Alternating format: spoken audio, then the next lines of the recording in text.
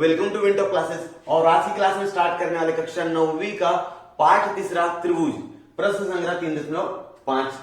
ठीक है स्टूडेंट्स, तो इसके पहले स्टूडेंट 3.4 तक के मैंने ऑलरेडी वीडियो बनाए हुए हैं। यदि आप लोगों ने उन वीडियोस को नहीं देखा है और आप देखना चाहते हो तो उस वीडियो की लिंक आपको इस वीडियो के डिस्क्रिप्शन में या तो आपको प्लेलिस्ट में जाकर उन वीडियोस की लिंक आपको मिल जाएगी। तो स्टूडेंट्स, आज का जो प्रश्न संग्रह हमारा है 3.5, तो 3.5 प्रश्न संग्रह हल करने से पहले हमको यहाँ पर एक शब्द का मतलब समझना पड़ेगा जिसका नाम क्या है, समरूपता। क्या कहा जाता है स्टूडेंट्स? समरूपता। इसको समझना पड़ेगा क्योंकि इसके पहले आपने सर्वांग समता को पढ़ा हुआ है। सर्वांग समता के बारे में आपको सारी चीजें मालूम है कि ऐसा दो त्रिभुज जिनके प्रत्येक कोण और प्रत्येक भुजाएं क्या रहे, समान रहे, उसको हम लोग क्या बोलेंगे, सर्वांगसम रहे, सर्वांगसम कहेंगे। ठीक है ना। अगर आपके पास दो त्रिभुज है और दो त्रिभुज क्या होते हैं, एक दूसरे ऊपर क्या करें, ढक ले रहे हैं, ठीक है ना, उनके कोण भी सर्वांगसम, उनकी भुजाओं का माप भी क्या है, सर्वांगसम है, बराबर है, तो हम लोग कहेंगे कि दोनों त्रिभुज क्या है, परस्पर सर्वांगसम है। और सर्वांगसम होने के लिए कम से कम आपके पास 3 घटक सर्वांगसम होने चाहिए और उसके बाद आप कोई ना कोई कसौटी से क्या करते थे, उसको सर्वांगसम सिद्ध कर देते थे 3.4 तक। ठीक है, लेकिन 3.5 में यहां पर एक शब्द आ जाता है समरूपता। मतलब क्या होता है, जैसे समान रूप। ठीक है, सम का मतलब हो जाएगा समान, ठीक है, समान, और रूपता मतलब रूप, मतलब ऐसे दो त्रिभुज जो एक जैसे दिखाई देंगे, एक जैसे दिखाई देंगे। मान लेते हैं यहां पर मैंने दो एग्जांपल ले लिया, तो यहां पर एक त्रिभुज इस तरह से है और यहां पर एक त्रिभुज मैंने बना दी इस तरह से। ठीक है, ये मेरे पास क्या है, दो त्रिभुज है। दोनों त्रिभुज अगर आप लोग देखोगे तो एक जैसे ही दिख रहे हैं, समान रूप से जैसे दिख रहे हैं। और इसका नाम दे देता हूं मैं एबीसी, और इसका नाम दे दो PQR। ठीक है, अब ये दोनों त्रिभुज जो है वो एक दूसरे के समरूप है। समरूप क्यों है? क्योंकि इनके कोणों के माप क्या रहेंगे, समान रहेंगे। इनके कोण क्या रहेंगे स्टूडेंट्स, पहली बात ध्यान में रखना है, कोण क्या रहेंगे स्टूडेंट्स, सर्वांगसम रहेंगे, सर्वांगसम। इनके कोण क्या रहेंगे, सर्वांगसम रहेंगे। मतलब कोण एक जो रहेगा वो सर्वांगसम रहेगा कोण P के, यहां पर इस दोनों त्रिभुज में। कोण B जो रहेगा वो सर्वांगसम रहेगा कोण Q के, और कोण C जो रहेगा, कोण C ये सर्वांगसम रहेगा कोण R के।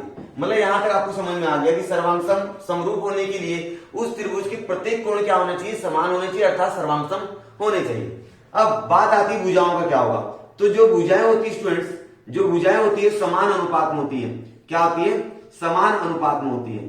समान अनुपात किसे कहा जाता है? क्योंकि आप लोग को मालूम है कि सर्वांगसमता में भुजाओं और कोण दोनों क्या होते हैं, सर्वांगसम होते हैं। ठीक है ना, सर्वांगसमता में। लेकिन समरूपता में क्या होता है, कोण तो सर्वांगसम रहेंगे लेकिन भुजाएं यहां पर सर्वांगसम नहीं होती हैं। भुजाओं का अनुपात बराबर होता है, जैसे AB बटे PQ, AB बटे PQ, यहां पर BC बटे QR, फिर AC बटे PR, इस तरह से रहेगा। इनकी भुजाओं का जो अनुपात रहेगा वह समान रहेगा। तो आपको समरूपता से क्या समझ में आता है? समरूपता से यह समझ में आता है, समरूपता मतलब वो जो दिखेंगे ना, एक जैसे दिखेंगे लेकिन उनकी जो भुजाओं का जो माप रहेगा सर्वांगसम नहीं रहेगा, कोण उनके सर्वांगसम रहेंगे और भुजाएं जो रहेंगी वो समान अनुपात में रहेंगी। मतलब यहाँ पर याली भुजा का जो मान रहेगा वही इनका मान रहेगा, वही मान इनका आएगा। इसे हम लोग क्या बोलेंगे, समरूपता कहेंगे। ठीक है, तो सर्वांगसमता और समरूपता में क्या फर्क है? सर्वांगसमता में क्या होता है स्टूडेंट्स कि प्रत्येक भुजा, प्रत्येक कोण सर्वांगसम होने ही चाहिए। और आपको दो त्रिभुजों को अगर आपको सर्वांगसम सिद्ध करना है तो आपको कम से कम 3 घटक को क्या करना पड़ेगा, सर्वांगसम सिद्ध करना पड़ेगा। उसके बाद आपका दोनों त्रिभुज क्या हो जाएगा, सर्वांगसम हो जाएगा। लेकिन समरूपता में क्या होता है, समरूपता में जो कोण होते हैं वो सर्वांगसम होते हैं लेकिन भुजाएं जो होती है वो समान अनुपात में होती है। भुजाएं यहाँ पर सर्वांगसम नहीं होती है। और किसी भी त्रिभुज को अगर आपको सर्वांगसम सिद्ध करना है, जैसे आप लोगों ने समरूपता की कसौटी देखा था, उसी प्रकार समरूपता की भी कसौटी है। जिस तरह आपने सर्वांगसमता की कसौटी देखा है उसी प्रकार समरूपता की भी कसौटी है। तो उसके अंदर देखा भू को भू कसौटी, भू कसौटी, को कसौटी, तो उसी प्रकार समरूपता की भी कसौटियां हैं। तो किसी भी जो त्रिभुज को अगर आपको समरूप सिद्ध करना है तो कम से कम 2 घटक क्या होने चाहिए, सर्वांगसम होने चाहिए। अगर कम से कम 2 घटक सर्वांगसम है तो आप बोल सकते हो कि आपके दोनों त्रिभुज क्या है, समरूप है। ठीक है, तो इस तरह से आपको समझ में आ गया। तो स्टूडेंट समरूपता के बारे में हमको कक्षा 9वीं में ज्यादा नहीं दिया है, कक्षा 10वीं में पहला ही पाठ है, गणित भाग 2 का पहला पाठ समरूपता है, उसके अंदर हम लोग डिटेल में अध्ययन करने वाले हैं। तो अभी हमारा जो 3.5 है उसके अंदर टोटल 3 सवाल है, वो तीनों सवाल को हम लोग क्या करते हैं, हल करने का कोशिश करते हैं। तो स्टूडेंट्स, प्रश्न संख्या 3.5 के पहला सवाल और दूसरा सवाल मैंने यहाँ पर लिख के रखा हुआ है। दोनों सवाल को हल करने की कोशिश करते हैं। तो सवाल नंबर जो पहला है वह है त्रिभुज XYZ समरूप। ये जो निशान दिख रहा है आपको, ये समरूप का निशान है। सर्वांग समता का निशान किस तरह से होता है, इस तरह से नीचे दो लाइन होती है और ऊपर उल्टा एस होता है, ठीक है। तो समरूपता की निशान जो होती है वो उल्टा एस रहता है, नीचे दो लाइनें नहीं रहेंगी। तो त्रिभुज XYZ एलिमेंट क्या है, समरूप होते हैं, उनके संगत कोण के नाम लिखो और संगत भुजाओं के अनुपात भी लिखो, मतलब संगत कोण और संगत भुजाओं के नाम लिखना है। तो मान लेते हैं यहाँ पर हमारे पास दो त्रिभुज है, एक त्रिभुज का नाम लेते हैं यहाँ पर XYZ और दूसरे त्रिभुज का नाम हम लोग ले लेते हैं एलिमेंट, ठीक है। क्या नाम लेंगे, एलिमेंट। एक थोड़ा छोटा बना देना, एक थोड़ा सा बड़ा बना देना, ठीक है, LMN। लेकिन कोशिश करना दोनों एक जैसे दिखने चाहिए, ठीक है। माप के नहीं बनाओगे तो भी चलेगा, लेकिन एक जैसे दिखने चाहिए। अब इसको अगर हम लोग हल कर रहे हैं तो संगत कोण के नाम तो क्या लिखेंगे, संगत कोण के नाम, कोण के नाम, ठीक है। संगत कोण के नाम में क्या आएगा स्टूडेंट्स, आ जाएगा आपका कोण x जो रहेगा वो सर्वांगसम रहेगा कोण L के, कोण y जो रहेगा वो सर्वांगसम रहेगा कोण M के, कोण z जो रहेगा वो सर्वांगसम रहेगा कोण N के, बराबर। यहां से समझ में आ गया क्या, ठीक है ना। क्योंकि आप सभी को मालूम है अगर दो त्रिभुज समरूप हैं तो उनके कोण क्या होते हैं, सर्वांगसम होते हैं और भुजाएं जो होती है समान अनुपात में होती हैं। तो हम लोग अगला लिखेंगे संगत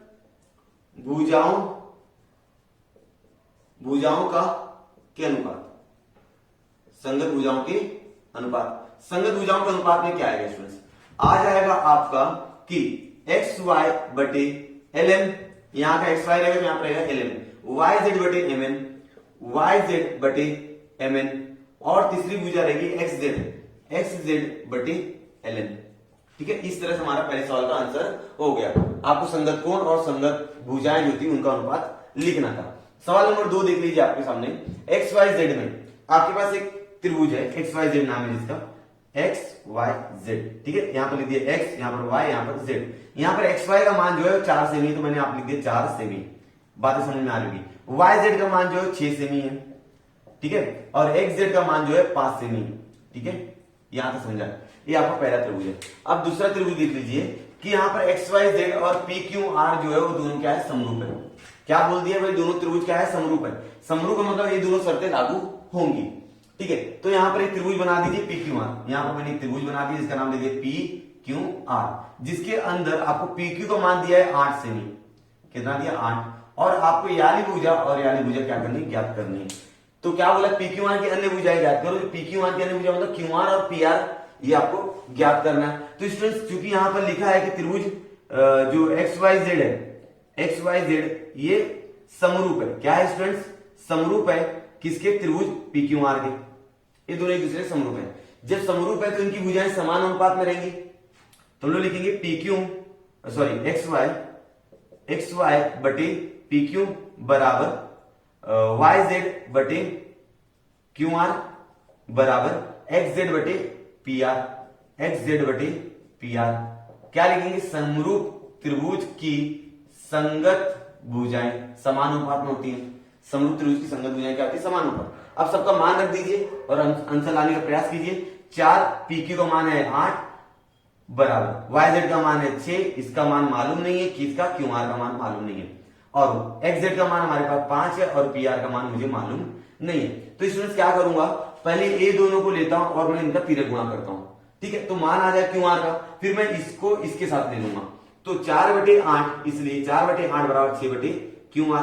तिरक गुणा कीजिए तो आपको मालूम पड़ेगा 8 गुणा 6 के साथ, तो क्या हो जाएगा, QR बराबर हो जाएगा 8 गुणे 6 बटे 4, बराबर है। तो 4 से 8 काटो 2 बार में जाएगा, तो QR बराबर हो जाएगा 2 गुणे 6, इसलिए QR का मान आ गया हमारे पास 12 सेमी। कितना आ गया, 12 सेमी आ गया। इस तरह से हमारा पहला मान आ गया, QR का मान कितना आ गया, इसका मान 12 सेमी आ गया, ठीक है। अब सिर्फ PQ का मान ज्ञात करना है, तो PQ का मान कैसे ज्ञात करेंगे, इसके लिए हमको याला और याला ये दोनों को साथ में लेके क्या करना पड़ेगा, तिरक गुणा करना पड़ेगा, ठीक है। क्योंकि दोनों क्या बराबर है ना, तो दोनों को बराबर में लिख दो। 4 बटे 8 बराबर 5 बटे PR, यहां तो समझा। तिरक गुणा करेंगे तो क्या हो जाएगा, 4 गुणे PR बराबर 8 गुणे 5, सही बात है यहां तक। अब PR का मान निकालना, 4 या गुणे में आ जाएगा, भाग हो जाएगा, तो PR बराबर 8 गुणे 5 बटे 4, तो PR बराबर होता है 4 एकम 4, 4 दूना 8, 2 पंचे 10, क्या 2 पंचे 10 सेमी, ठीक है, 2 पंचे 10 सेमी आ गया। ठीक है, इस तरह से आपने देखा किस तरह से आप लोग अगर दो त्रिभुज समरूप है और उनमें से कुछ भुजाओं के मान दिए गए, कुछ के मान आपको ज्ञात करना है तो बहुत आसानी से आप लोग ज्ञात कर सकते हो। इसका आप लोग चाहो तो स्क्रीनशॉट ले लो। मैं सवाल नंबर सिर्फ एक ही बचा, 3 ही सवाल है हमारे प्रश्न संख्या 3.5 में, तो एक सवाल बचा हुआ है तो उसको मैं यहाँ पर लिखता हूँ और हल करता हूँ। तो चलिए स्टूडेंट्स, आपके सामने 3.5 का प्रश्न संग्रह 3.5 का आखिरी सवाल है, सवाल नंबर 3। बहुत आसान है, आपको स्केल और गोला चांदी की जरूरत पड़ेगी। मेरे पास नहीं तो मैं यहाँ पर खाली आपको बताऊंगा किस तरह से करना, आपको कॉपी में उसी तरह से करना रहेगा। समरूप त्रिभुजों की कच्ची आकृति बनानी, मतलब 2 त्रिभुज बनाने, समरूप रहना चाहिए, उनकी कच्ची आकृति बनानी है, उन्हें नाम देना, उनको नाम दे देना है। सर्वांगसम कोणों को समान चिन्हों द्वारा दर्शाओ। जो सर्वांगसम कोण रहेंगे उनको चिन्ह समान चिन्ह द्वारा उनको क्या करना है, दर्शाना है। त्रिभुजों की संगत भुजाओं की लंबाइयां समानुपात में हो, मतलब वो जो त्रिभुज की भुजाएं रहेंगी ना वो समान अनुपात में होना चाहिए और आकृति में वो संख्याओं दर्शाओ। तो स्टूडेंट्स, इसके लिए सिंपल तरीका लेना है कि यहाँ पर जो भी भुजा लूंगा यहाँ पर डबल लेना पड़ेगा। यहाँ पर ले लीजिए आप 12 सेंटीमीटर की भुजा ले लीजिए, ठीक है। इस 12 सेंटीमीटर की भुजा को नाम दे दीजिए आप लोग BC, दे दिए यहाँ पर नाम। 12 सेंटीमीटर स्केल से लेंगे आप लोग, 12 सेंटीमीटर ले लीजिए, चाहे हाफ आधा ले लीजिए। और यहाँ पर दूसरी तरफ लीजिए आप लोग 6 सेंटीमीटर, कितना 6 सेंटीमीटर का, इसका नाम दे दीजिए आप लोग Q1, ठीक है। अब क्या करना है, इनके कोण आपको सर्वांगसम दिखाने हैं। तो कोण सर्वांगसम दिखाना है तो स्टूडेंट चांदा यहां पर रखोगे आप लोग, यहां पर जब चांदा रखोगे तो यहां पर गिनना शुरू कर दोगे और 50 कोण लेना है, 50 अंक का कोण लेना है और यहां पर लेना है 70 अंक का कोण, ठीक है। इस तरह से यहां पर 50 अंक का कोण होना चाहिए और यहां पर 70 अंक का कोण होना चाहिए, ठीक है। यहां पर समझा। और ठीक इसी प्रकार यहां पर 50 अंक का कोण और यहां पर 70 अंक का कोण, इस प्रकार बना दोगे आप लोग, ठीक है। कि Q पर रखोगे 50 अंक का कोण और R पर रखोगे 50 अंक का कोण, इस तरह से आपका कोण बन जाएगा। और ये जो भुजा रहेगी उसको आपको 10 सेंटीमीटर की भुजा लेनी है और इधर 5 लेना, 5 सेंटीमीटर की, ठीक है। ये 8 सेंटीमीटर की भुजा ले लेना और ये कितना 4 सेंटीमीटर की, ठीक है। ये जो लाइन खींचना 4 सेंटीमीटर का, या तो कोण नहीं लोगे तो भी चलेगा। यहां से 10 सेंटीमीटर, यहां से 8 सेंटीमीटर, यहां से 5 सेंटीमीटर लाइन खींच देना, यहां से 4 सेंटीमीटर गोला प्रकार में लेके, गोला प्रकार में लेकर ऐसे काट देना, ठीक है ना, ऐसा काट दोगे, ठीक है। तो आप लोग इस तरह की आकृति ध्यान में आएगी। और इनकी जो कोण है आपको समान चिन्ह द्वारा दर्शाना है। इसके लिए x दर्शा दो तो ये रहेगा x, इसके लिए 0 दर्शा दो तो ये भी रहेगा 0, इसके लिए 0 दर्शा दो और इसके लिए y दर्शा दो, ये रहेगा y, ठीक है। अब आपको मालूम है, देखो 12 आधा हो गया, समान अनुपात हो गया, 10 2 5 8 4, ये उसको होते समान अनुपात। अगर इनको सब समान अनुपात में रखोगे सबका आंसर क्या आएगा, 2 आएगा, नहीं तो 1/2 आएगा, ठीक है। ये 2 आंसर हो सकते हैं इसके। तो इस तरह से आपने देखा कच्ची आकृति बनाया, कच्ची आकृति को नाम दिया, सर्वांगसम कोण को समान चिन्हों द्वारा दर्शाया और जो भुजाएं थी उनका अनुपात समान रखा और उन संख्याओं को उसको आकृति पर लिख दिया। तो इस तरह से स्टूडेंट्स हमारा प्रश्न संग्रह 3.5 क्या होता है, पूरा होता है। और इसी के साथ हमारा जो तीसरा पार्ट था त्रिभुज, वो भी क्या होता है, पूरा होता है। तो स्टूडेंट्स उम्मीद है मुझे कि आप लोगों को सारी वीडियोस पसंद आ रही होंगी।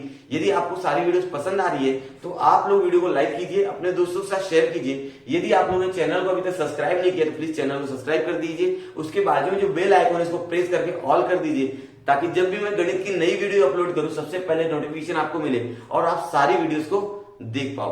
तो स्टूडेंट्स मिलते हैं नेक्स्ट वीडियो में, तब तक के लिए धन्यवाद।